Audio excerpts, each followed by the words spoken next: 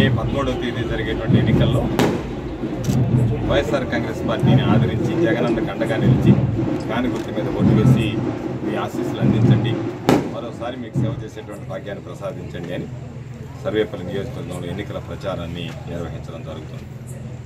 ఏ వీధికి వెళ్ళినా, ఏ వాడకు వెళ్ళినా, ఏ ఇంటికి వెళ్ళినా గ్రామంలో ప్రతి ఒక్కరు కూడా జగన్మోహన్ రెడ్డి గారు ఇస్తున్నటువంటి సంక్షేమ పథకాలు సమర్థవంతంగా, పారదర్శకంగా, సంపూర్ణంగా అమలు చేసినటువంటి విధానానికి ఈరోజు నీరాజనాలు పడుతున్నారు. గ్రామాలు ఈరోజు మన వెంట తిరిగేటువంటి పరిస్థితి ఏర్పడింది. ప్రతి ఇంటి గడపకు సంక్షేమ కార్యక్రమాలు చేర్పించినటువంటి జగన్మోహన్ రెడ్డి గారికి అండగా గ్రామాల్లో పర్యటించేటప్పుడు ప్రతి కుటుంబం నుంచి ఒక వ్యక్తి బయటకు వచ్చి మాతో పాటు నడిపించి ఆశీస్సులు అందించేటువంటి పరిస్థితి. ఈరోజు ప్రజలు బేరీజ్ వేసుకుంటున్నారు. చంద్రబాబు నాయుడు గతంలో చెప్పి మోసం చేసినటువంటి విధానం, జగన్మోహన్ రెడ్డి గారు చెప్పిన దానికన్నా నిన్నగా ఇంటికి చేర్పించినటువంటి పద్ధతి. ఈరోజు వాలంటీర్లను ఒకరోజు దూషించాడు, వాలంటీర్ ద్వారా పెన్షన్ పంపిణీని అడ్డుకున్నాడు.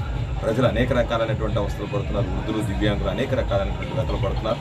చంద్రబాబు నాయుడు మరలా నాలుక మడత పెట్టి ఈరోజు మరలా నేను వాలంటీర్లకు జీతం పెంచుతాను. ఏ రోజు వాలంటీర్లను విమర్శిస్తాడో తెలియదు. తన అవసరానికి మరలా వాలంటీర్లకు జీతం పెంచి వాళ్ళని ఏదో ఒక విధంగా ప్రలోభ పెట్టాలనేటువంటి ఆలోచన చేస్తున్నారు. కాబట్టి ప్రభుత్వం బేరీజ్ వేసుకుని ఈరోజు జగన్మోహన్ రెడ్డి గారికి అండగా సర్వేపల్లి నియోజకవర్గానికి ప్రత్యేకత అల్లిపురం రెడ్డి పోటీ చేస్తున్నారు ఉమ్మడి అభ్యర్థిగా. ఇప్పటికి 4 సార్లు ఓడిపోయాడు, ఇది 5వసారి. ఎక్కడ గ్రామాల్లో తిరగలేకున్నాడు.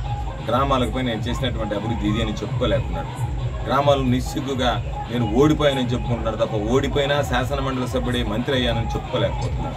శాసనమండలి సభ్యుడి మంత్రి ఈ గ్రామాలకు సంబంధించినటువంటి ఏమి ఘనకార్యాలు చేశాడనేటువంటిది చెప్పడానికి నోటుకుండా మాట రావడం లేదు. నీరు చెట్టు కింద దోచుకోవడం, రైతుల కింద దోచుకోవడం, అదేవిధంగా ఈరోజు మిల్లర్ల దగ్గర 50 కోట్ల రూపాయలు డబ్బులు మింగి రైతులకు గిట్టుబాటు ధరకుండా లేకుండా చేయడం తప్ప ఎక్కడా కూడా ప్రజల గురించి, రైతుల గురించి, మహిళల గురించి ఆలోచన చేసినటువంటి నేపథ్యం లేదు. ఈరోజు నేను వ్యవసాయ శాఖ మంత్రిగా ఉన్నాను. 18,600 రూపాయలు పుట్టుబడులకు గిట్టుబాటు ధర ఉంటే 22,000 నుంచి 24,000 రూపాయలు అప్పు లేకుండా ధాన్యం బస్తా మీద డబ్బు పెట్టి ఈరోజు దళారులు కానీ, వ్యాపారులు కానీ, మిల్లర్లు కానీ తీసుకునేటువంటి పరిస్థితి ఏర్పడింది. దళారులని, రైస్ వ్యాపారస్తుల్ని, మిల్లర్లని దరిచారనివ్వలేదు కాబట్టి నేరుగా మొత్తం ఈరోజు రైతులకు అందేటువంటి పరిస్థితి ఏర్పడింది. గతంలో మాదిరిగా రవాణా శాఖ అధికారులు పంపించడం, వాహనాలు బయట జిల్లాల నుంచి, బయట రాష్ట్రాల నుంచి వస్తే అడ్డుకోవడం, లేదా ఎవరైనా ఇక్కడి నుంచి తీసుకువెళితే వాటిని నిలిపివేయడం లాంటి చర్యలతో ఇష్ట ప్రకారం దోచుకున్నటువంటి సందర్భాలు ఉన్నాయి. ఈరోజు వాటన్నిటిని అరికెట్టాం, రైతులకు అండగా నిలిచాం. రైతులకు సంబంధించినటువంటి దాంట్లో ఎరువులు, విత్తనాలు ఇచ్చాం, రైతులకు సంబంధించి సమగ్రంగా సాగునీరు అందించాం, రైతు భరోసా ఇచ్చాం, రైతులకు గిట్టుబాటు ధర కల్పించాం, అన్ని వర్గాలకు సంబంధించి ఆలోచన చేశాం.